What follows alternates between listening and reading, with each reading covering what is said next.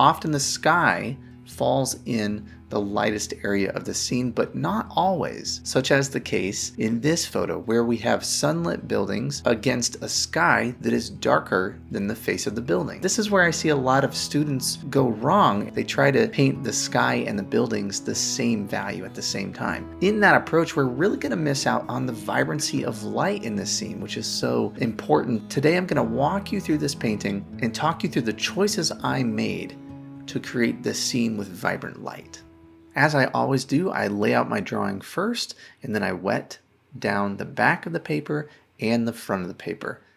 This gives me plenty of time to work wet into wet in my scene and lay in a good foundation, which is even more important when I have a lot of the scene that's in light. So the first thing I'm going to do is start with the face of this building. Now, even though this area is bright and sunlit, I don't want to go too light on it. There are some subtle little value changes here that I'm dropping in while the paper is wet, and this is all setting myself up for later down the road. But these nice little subtle changes are a nice addition to the face of this building, and I felt like things needed a little more color. I put some more raw Sienna Light in there, and now I'm looking at the subtle light areas of color within the windows, so it's not the same vibrancy and warmth that the face of the building has. There's some other colors in there as well. So by wetting down the front and the back of the paper, I am able to take my time and work into this while this is damp. I'm not worried about everything drying up too fast, because giving myself that head start while the paper is damp is very helpful. And I'm dropping in some red for the chimney up here, for the red brick, and a little bit of warmth for the top of the building. Now, this is one of the tricky parts of the scene. I don't want blue just drifting down into this yellow, the face of this yellow building. I'm just taking away the white of the paper with some cerulean. This is not the final value for the sky. I'm going to go over the sky once again and ensure that it is dark enough to really make the face of this building stand out and to pop.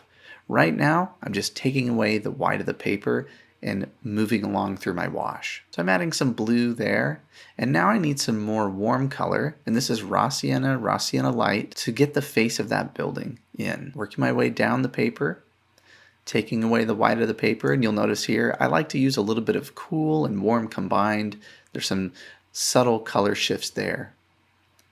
Really, this first wash is so important for establishing the tone and the color for the light areas of your painting. Right now, I'm really concerned about everything that is in light. And there's some light shining on some cars and some of the features of the building over here on this side of the painting. I wanted to get those in. And I'm adding a little bit of coolness for the reflection of the sky on the cars. And I wanted this car to have a nice warm tone to it as well, right here in this main area of interest of the painting. I added a little bit of red here for this sign, and now I'm down into the street level, painting the color of the street. And this is raw sienna, lavender, neutral tint.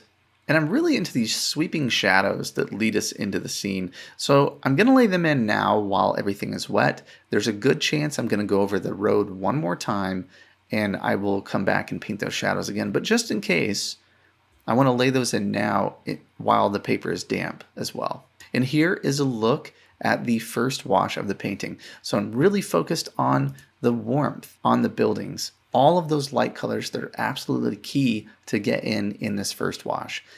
Now that we have this wash in, I'm going to let the paper dry completely, and then I'm going to come back in and we're going to paint that sky in middle value. And by doing that, we're going to paint around these buildings to really get that feeling of vibrant light. Now that the paper has dried, I need to mix up a very rich mixture of blue for the sky. And for this, I'm using Cobalt Blue and Cerulean. That's a great combination.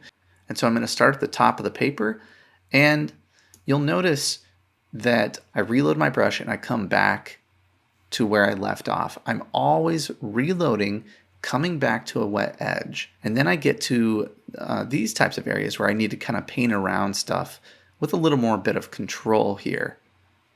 So I have to slow down.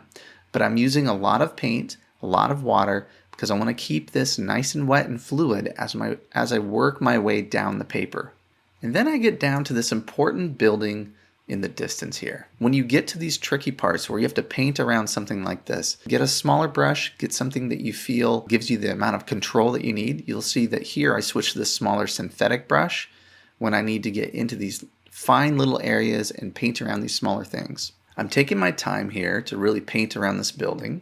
And now, while this is damp, there's a little bit of texture, some other marks I want to make on the tops of the spires here to kind of tie this into this sky wash.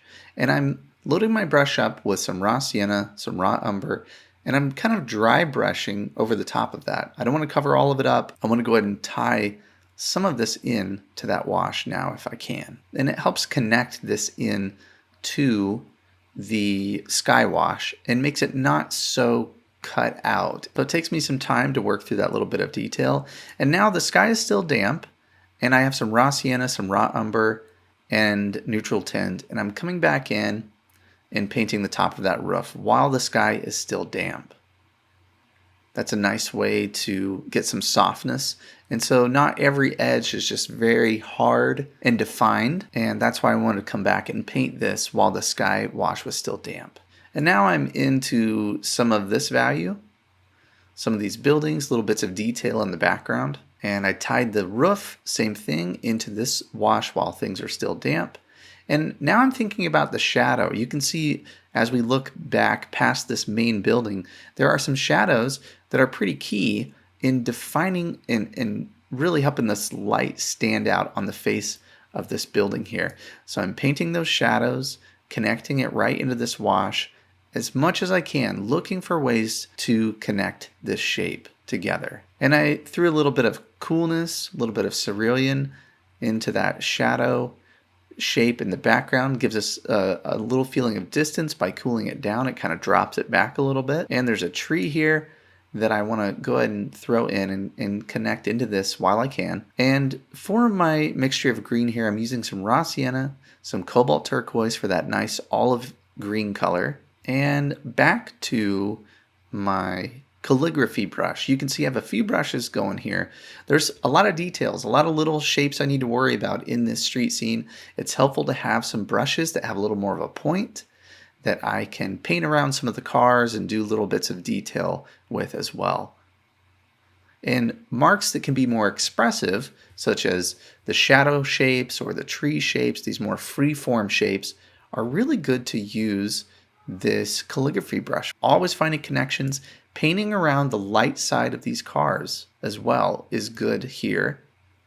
Using the shadow as a connector, connecting the shadow into the car with the shadows in the background.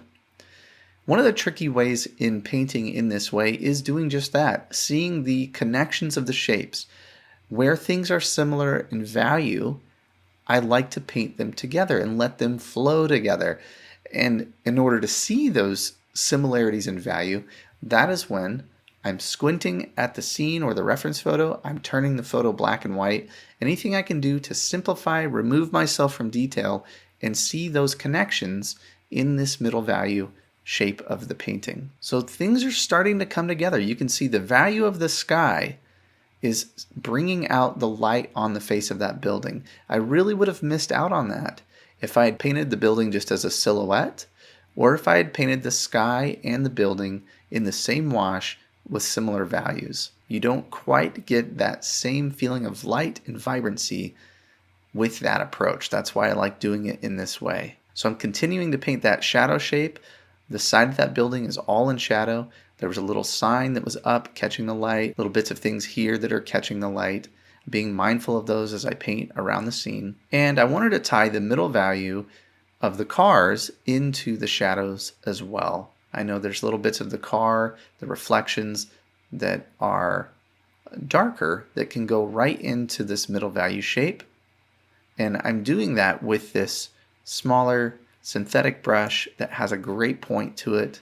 That is an Escoda Perla size 12. It's one of my favorite brushes. And I'm doing the same thing on this car, tying in little bits of reflection and darker bits and middle value that connect right into the shape of the shadow here. There's some middle value, some darker areas on the face of this building that I can pull over and connect right into that shadow shape.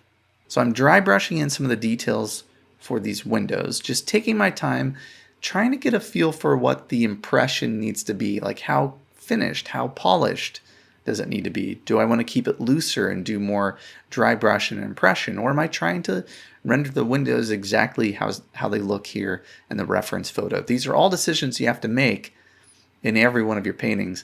And the answer can be different, varying on what else is in the scene, and you kind of have to go with it and you have to figure it out along the way. So that's what I'm doing here in this process of finishing this building that's in light.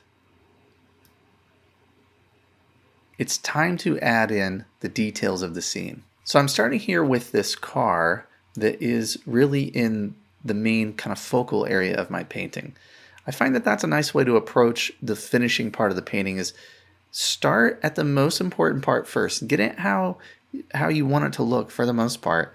And then you can go and work your way around the scene knowing that that's the main area where you want people's eye to go in the painting. So by getting some darks onto this car, we are now seeing the full range of values in the painting, which is so exciting and valuable. And that's what's really going to make your paintings vibrant and make the light apparent. And it will take your work to the next level for sure when you can start to paint with a full range of values. So I'm adding the darks into this car, into the car in the distance there, into the tree, starting to create a little bit of separation between what's happening here and what's happening in the background of the painting.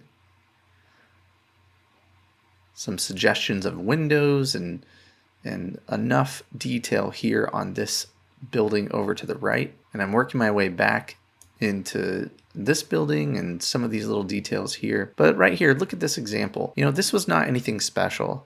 It all kind of just looks a little clumsy until you get a little bit of those darks in, those defining details that help the light stand out. All of a sudden, this looks believable and finished. I don't need to do a whole lot more here on this part of the painting. And now to this building in the distance. By adding a few of the darks, some of the side of the building that's in shadow, we're getting that final complete look of this building in light. And this bit of painting is always very interesting. And again, it's amazing when you get a full range of values, the lights, the middle value of the sky, and now a few little defining darks. That's when this can really start to feel believable. A few little dashes on the building, little bits of suggestions of detail and separation, just enough to give this building enough to help it kind of stand on its own. And now I'm over to this building in light, doing the same thing, adding little bits of darks, some texture for the stone, a little bit of dry brush on that, and some more darks in the windows as well to bring that bit of finished detail. All right, so this is all looking pretty good. One thing I've realized is that I want the road to be a little darker in value. So what I'm going to do is add another wash over the road to strengthen that value a little bit. And you can see that that little bit of strength is now helping that light focus even more on this building here. After I re-wet the road, it allows me to paint some shadows while the road wash is still damp. That leaves me with these nice soft shadow shapes that are a great way to finish up the foreground of this painting. And now I'm into the final little details of the scene. A few more details on some of the cars and in the windows, a few little directional lines to lead us into the scene. And one thing I do here is I felt like the building could use a little more color. And so I'm gonna do a thin wash with some raw Sienna Light to really bring out some of that glow on the building. So I did one more wash over that. And also, if I avoid some of these areas in the window, it gives a little more sophistication to that look as well, with a different tone here versus what's on the window. I'm going to use some gouache for a few little final touches. That's what gouache is good for, just getting back a few little details, things that you aren't able to paint around. And there you have it. That is a look at the final painting. If you can really think through your approach to values and not going too light on your sky wash, really think through what is lighter, what is darker, and that will help determine your approach to your painting and help you create more vibrant scenes that are full of light. Have you ever been really excited about a painting and you get all set up, you find that right reference that you're excited about, and then it's time to go and you feel lost? You ever had that experience? Well, I have a free resource that I want to give to you today that can help with these problems.